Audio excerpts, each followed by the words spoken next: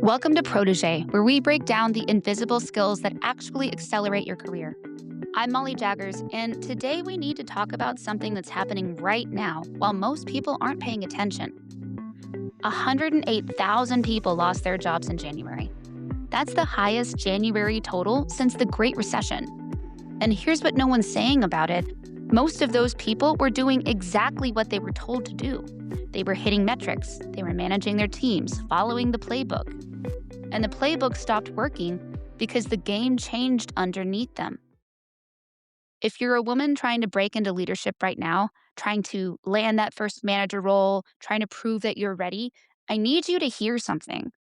The career ladder you've been studying, the one with clear rungs of entry level, senior, manager, director, it's being rebuilt right now while you're standing on it. And that's either the scariest thing you've heard all week or the biggest opportunity you didn't know you had.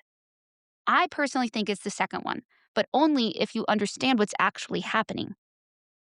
Look, I know every week there's a new headline. Amazon cuts 16,000 jobs. Pinterest lays off 15% of their workforce. AI is coming for your role. AI is a bubble. AI will save everything. AI will destroy everything. The noise is deafening.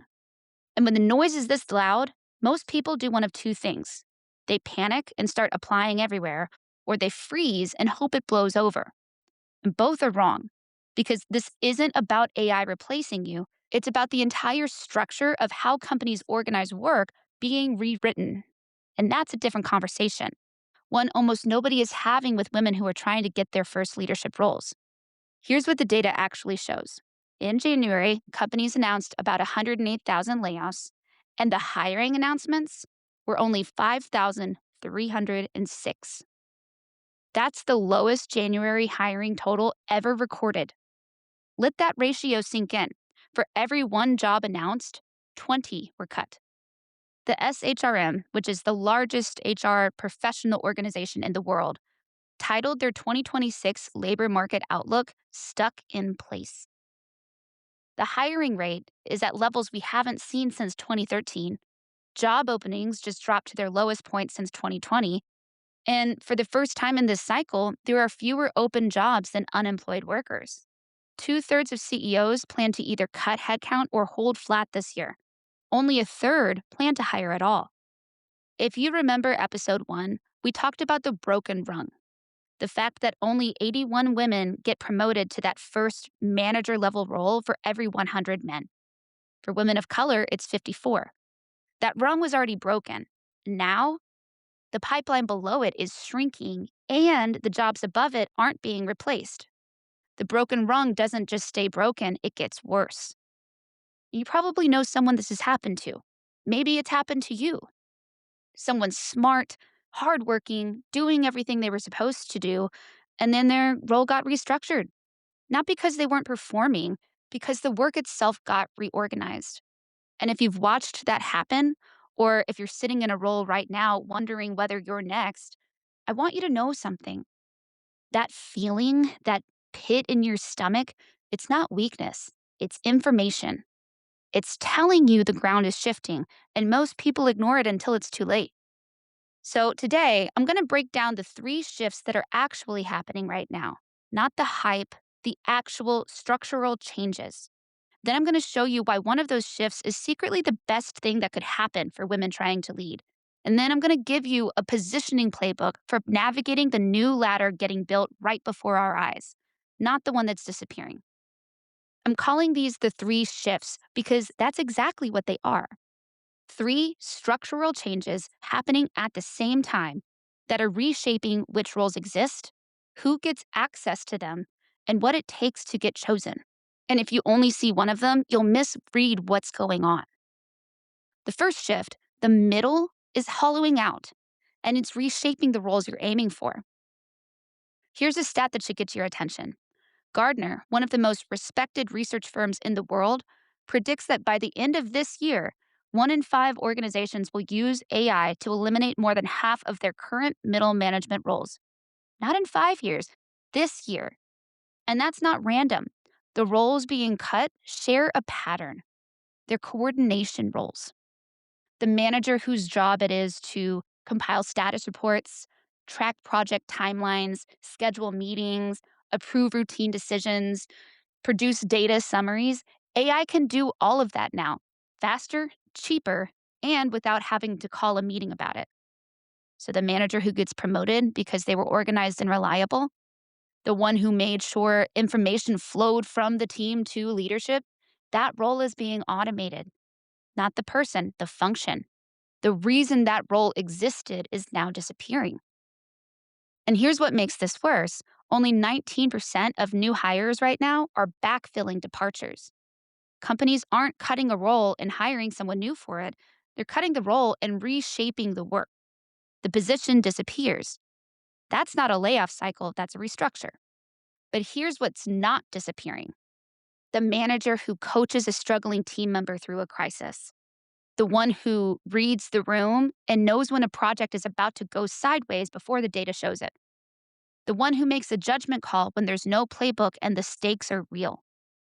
And here's why: the more AI handles the routine work, the more the remaining work is the stuff that doesn't give you a clear answer. The messy problems, the ambiguous ones, the ones where the data says one thing, but your gut, trained by years of experience, says something else. AI is built on patterns, but the moments that define leadership are the ones where the pattern doesn't apply. When your team is under pressure, a launch is failing, a client is walking, the company just announced layoffs, people don't turn to a dashboard, they turn to someone they trust.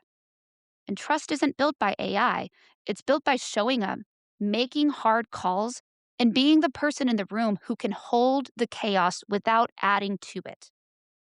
The coordination and oversight manager is dying, and the strategic coach and orchestrator is emerging. And that distinction matters more than any AI tool you could learn. The second shift is that the bottom is shrinking, and it's reshaping who gets access to leadership in the first place. Honestly, if you're looking to land your first leadership role, this one might matter more to you. 2/3 of companies are now reducing entry level hiring because of AI. Junior tech postings are down 67%. Entry level hiring at the 15 biggest tech companies dropped 25% last year, and it's getting worse, not better. Workers between 22 and 25 in AI exposed fields are seeing a 13% decline in employment. The IMF called it a tsunami hitting these young workers. And the tasks that used to justify hiring someone at that level, compiling research, building basic reports, processing data, drafting first versions of documents, AI handles that now. So the seat you were planning to earn your way into, there's fewer to go around. And the ones that remain expect you to already arrive knowing how to work with AI. And here's what makes this different from a normal hiring freeze. In a recession, companies stop hiring and then start again when things improve. The roles come back. But this isn't a freeze, it's a redesign. The tasks that used to justify those roles aren't waiting on the other side of a recovery. They're automated permanently. Those seats aren't coming back. And those entry level roles, they weren't just paychecks, they were proving grounds. That's where you got the exposure and the ability to cut your teeth on building certain skills, where you learn how to manage a project end to end, where you built credibility with senior leaders, where you collected evidence that said she is ready for more. And so when the proving ground shrinks, you don't just lose jobs, you lose the place where future leaders were built. So, what happens when there are fewer entry level seats? Fewer people build the experience they need to advance. Fewer people qualify for that first manager role. The pipeline narrows, and for women who already faced the broken rung, that pipeline was already more narrow than it needed to be. And that's where it gets really hard. The quits rate just hit the lowest point in a decade. People aren't voluntarily leaving, and you can't blame them. When the market feels this uncertain, holding on feels like the safest move. But the effect is the same. The musical chairs have slowed down, there's fewer chairs to go around, and the people sitting in them aren't getting up. A January 27 report from 9 by 9 confirmed what this data is telling us. AI's uneven adoption could actively widen the gender gap in leadership. The broken rung isn't just persisting, it's at risk of getting worse. Not because of bias alone, but because the structural pathway to leadership is contracting. Here's a way to think about this. There's a concept called experience capital, and it's exactly what it sounds like. It's the accumulated wisdom you build through doing real work, not coursework, not certifications, the actual on the job experience of leading a project that went sideways, making a judgment call with incomplete information, or stepping into a stretch assignment that scared you. That's experience capital. And research shows it drives 60 to 80% of your lifetime earnings. Not your degree, not your technical skills, your experience. But every shift we've talked about so far is making experience capital harder to build. Fewer entry level seats means fewer chances to get your first reps. A frozen job market means you can't move laterally to find better opportunities. And women were already at a deficit here, spending 200 extra hours a year on non promotable work that doesn't count as experience capital, getting vague praise instead of stretch assignments, and being rated lower on potential even when their performance is higher. So the currency you need most to break through, it's getting harder to earn. And if you're a woman trying to get to that first leadership role, this is where those first two shifts compound, which is why the third shift matters so much. The third shift is that leadership material is being redefined and it's reshaping what it takes to get picked. This is the one no one's talking about, and it's the one that changes everything. For decades, leadership material meant a specific set of things. Strategic vision, yes, but also control over information flow, managing reporting lines, keeping the machine running. The traits that got you promoted were often about oversight and coordination, which, as we just talked about, is exactly what AI is automating. So, what's left? What can't be automated? Coaching, building trust with a team that's under pressure, making judgment calls when the data is ambiguous, reading emotional dynamics in a room, holding people accountable while keeping them motivated, seeing patterns across projects that a dashboard can't surface. These are what leadership researchers now call premium skills. McKinsey's latest leadership work says this directly. The shift is from manager as an oversight function to leader as a sense maker and a coach. So, human centered skills like empathy, emotional intelligence, relational leadership, these skills are becoming the differentiator. And here's what Fortune reported that caught my attention. Women have historically excelled in connective tissue roles: COO, strategy, planning, operations, the roles that make the pieces fit together. And in 2026, those operational roles are emerging as the primary feeder to the CEO seat. And some people call these soft skills. There's nothing soft about them. They're power skills, and they're about to matter more than anyone realizes. Now, here's the contradiction I need you to see because this is where all three shifts connect. Remember experience capital? The wisdom you build through doing hard things in real environments? Coaching, sense making, judgment under pressure. These premium skills aren't learned in a classroom. They're built through experience capital. So you develop them by leading messy projects, making calls with incomplete information, stepping into those kind of stretch assignments that scare you a little bit. So the very skills the new model values the most, they're built through the very thing the first two shifts are making harder to accumulate. That's the compound problem here. And it's why positioning yourself now isn't optional, it's urgent. Because the window to build experience capital while the new ladder is taking shape, that's closing every day. Now, I'll be honest. When I first started learning I thought the skill was the tool. Learn the prompts, learn the platforms, get technical. And I was a little intimidated because I'm not a developer, I'm a strategist. I think in systems, in go to market plans, in how the pieces fit together. And then something clicked. The AI was only as good as what I brought to it. My ability to think critically, to ask the right questions, to see how the pieces connect, that was the skill. The AI just made it faster. The strategic thinking I'd spent over a decade building wasn't being replaced, it was becoming more valuable. Because AI doesn't always know what to do with itself, it needs someone who can see the whole picture and direct it toward the right outcome. That's when I stopped being scared of this shift and started paying attention to what it actually rewards. So, the middle is hollowing out, the bottom is shrinking, and the definition of leadership material is being rewritten. If you're hearing all of this and thinking, okay, so what do I actually do? Good. That's exactly what we're going to get into next. And here's what I need you to hear before I give you this playbook, because I know what some of you were thinking. You're thinking, great, another thing to worry about, another way the system is stacked against me, another reason to feel behind. But I want to tell you something that reframes all of this. 60% of companies that cut headcount did it in anticipation of AI, not because AI is actually doing the work yet. In fact, only 2% made cuts because of actual AI implementation. And over half of companies reported getting nothing out of AI so far. So, right now in this moment, they're cutting based on a bet, not a result.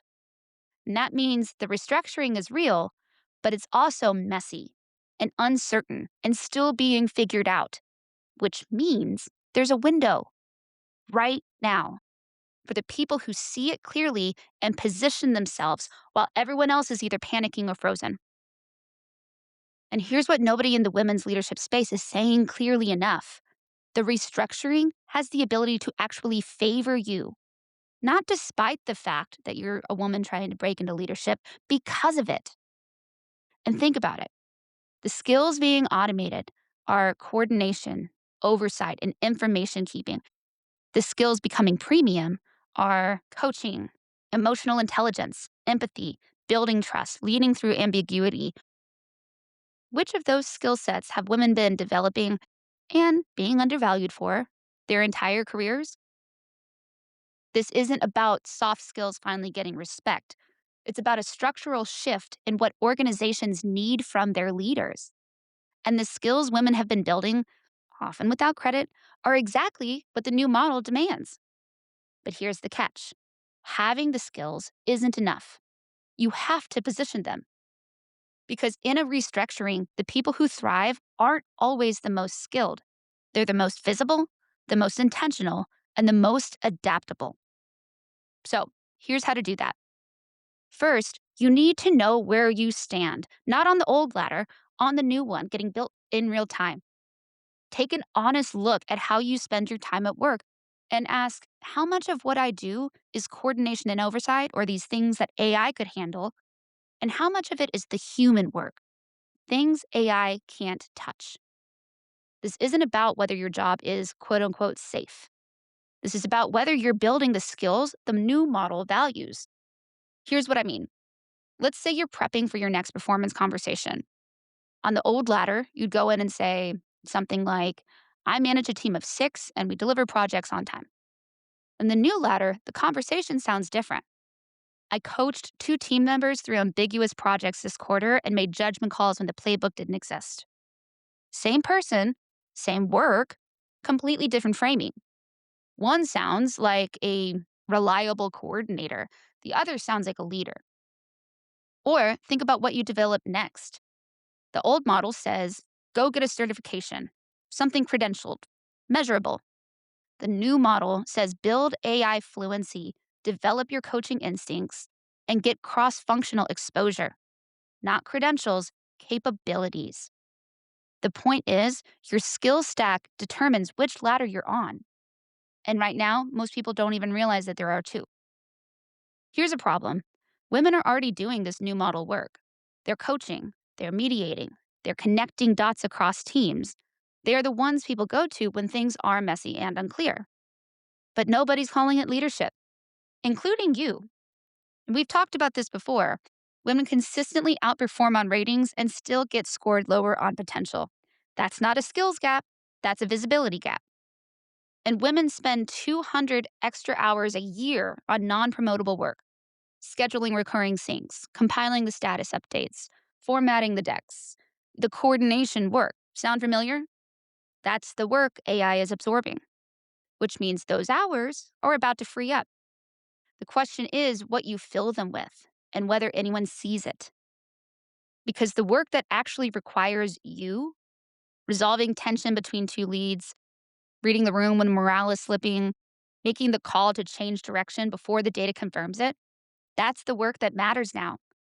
But only if you name it, frame it, and make sure the right people see it. So here's what I want you to start doing.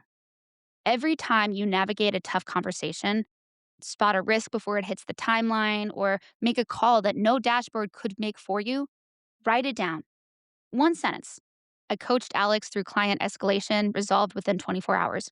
I flagged scope creep on the Q2 project before it blew the budget by 30K. That second one matters especially because experience capital isn't just about running things smoothly.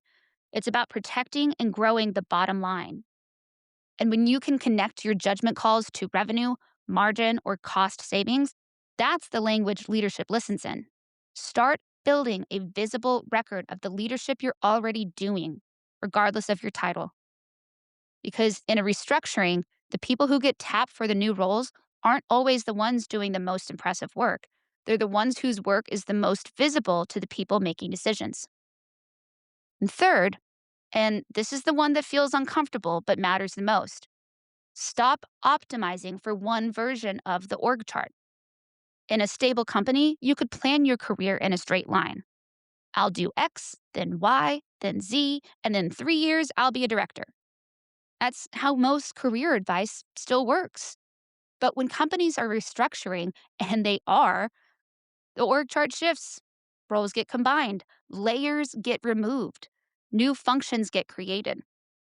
And the people who thrive in restructuring aren't the ones who were perfectly positioned for the old chart.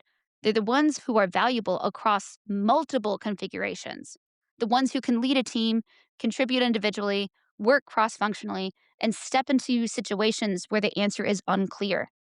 So instead of asking, how do I get promoted in this current structure? Start asking instead, what would make me valuable regardless of how this org restructures?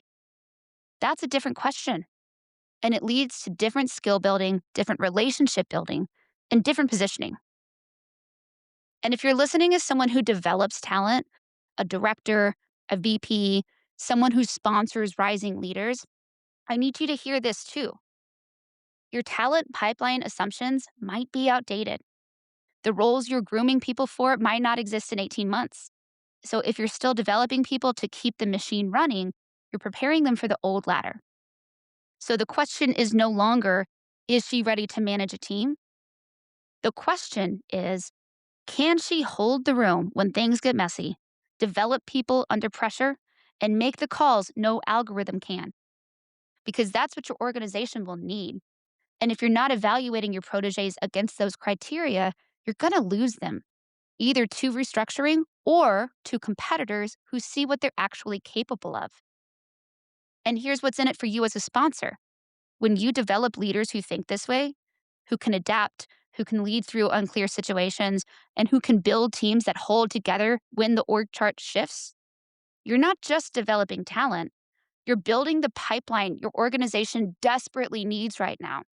And being the person who saw it first, that's how sponsors become indispensable too. And when you start evaluating against those new criteria, you're going to notice something. The women on your team are already doing this work. They're probably already coaching, connecting dots, leading through a mess. But without a sponsor actively turning that into an opportunity, it stays invisible. Only 31% of entry level and pre manager women have sponsors. If the leadership pipeline is narrowing, sponsorship matters more, not less. And it needs to be intentional, not hope based. Now, I'll tell you what I'm doing about it because I think it maps to what a lot of you are wrestling with. About 6 months ago, I made the decision that most people in my life probably didn't fully understand. I stepped off the traditional career path. No more climbing someone else's ladder. I started building a business, this podcast, and AI powered systems that let me do the work of a team. And when people asked why, the honest answer was I looked at the ladder I was on and realized the top of it was being redesigned. I didn't want to spend 5 more years climbing toward a role that might not look the same when I got there. And I certainly didn't want to spend the next 20 or 30 years working for something where I was going to have diminishing returns on what I could get out of the role itself. I wanted to build skills that would make me valuable no matter what an org chart looked like: strategic thinking, AI fluency, the ability to coach and connect and build systems that actually work. That's positioning, not climbing toward a specific title, but building the capability stack that makes you valuable no matter what the workplace looks like. Because right now, the workplace is morphing into something new right in front of us. And the way you position yourself through it comes down to 3 moves. Know which skills the new model actually values, make sure the right people can see you doing that work, and build the kind of resilience that doesn't break when the org chart shifts again. That's your playbook. And it starts with one thing. I call it a skill stack audit. Take 15 minutes, grab a piece of paper, draw a line right down the middle. On the left side, write coordination. That's the work AI is coming for first: scheduling, status tracking, data compilation, routine approvals, report generation. Write down everything you do at work that falls into that column. On the right side, I want you to write leadership. This is the work that AI can't do: being the person people come to when they're stuck, stepping into a gap before the project slips, reading the emotional dynamics in a room, building trust across a team, resolving conflict, connecting dots across projects that nobody else sees. Write down everything you do that falls here. Now, look at that balance. If 80% of your time is in the left column and 20% is in the right, it's not a judgment on you. That's information. It means you need to start shifting, volunteering for those messy projects, the cross functional work, the problems that don't have a playbook, because those are the ones that build the skills this new model values. And here's what's powerful about this: both columns become your strategy. That left column, the coordination work, that's your AI learning roadmap. Those are the tasks to start doing with AI, not because you're being replaced, but because the faster you learn to handle that work with AI, the more time you free up for the right column. That's how you build AI fluency, not by taking a course just for the sake of credentials, but by acquiring the skills and applying it to the work you're already doing. And that right column, the leadership work, that's your visibility playbook. Those are the skills to name, frame, and make sure the right people see. Because those are the skills the new model values most. And right now, nobody's tracking them but you. Both columns work together. AI fluency makes you efficient. Leadership visibility makes you indispensable. And the people who figure out how to do both, they're not climbing the old ladder. They are already standing on the new one. So save that piece of paper.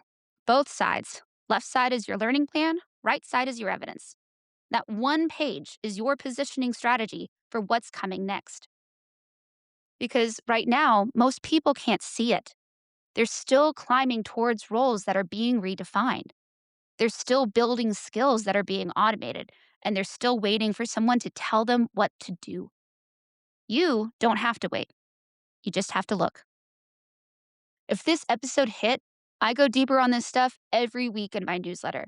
I'll break down the skill stack audit into a step-by-step guide for you, not just for your next performance conversation, but actionable steps to start closing the gap so you feel armed and ready to move through everything we've talked about today. Link is in the show notes. It's free, it takes 30 seconds, and it's built for exactly this kind of strategic thinking. And before we wrap up, let me leave you with this. Last month, 108,000 people lost their jobs, and most of them were doing exactly what they were told to do.